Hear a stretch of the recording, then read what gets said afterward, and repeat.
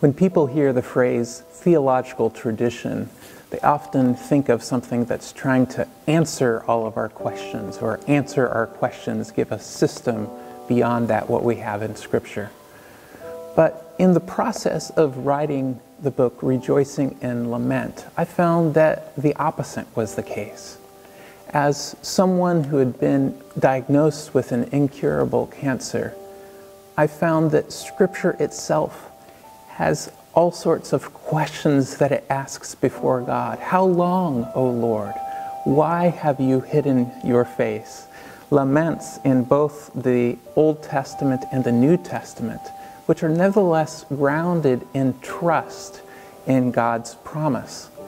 And certainly there are some who approach a theological tradition in such a way that it answers all of our questions, such that, there was a special reason that this happened to you, or this is part of God's perfect plan. Or others approach a theological tradition in a way that says, God couldn't do anything about it.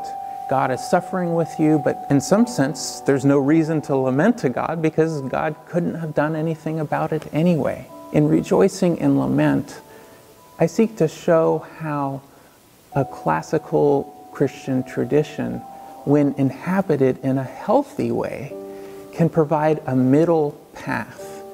It's a path that does leave a lot of our questions unanswered. We still cry out in lament. We still, as we trust that God is both almighty and good, we cry out, God, why has this happened? And we really don't know. It's an unanswered question.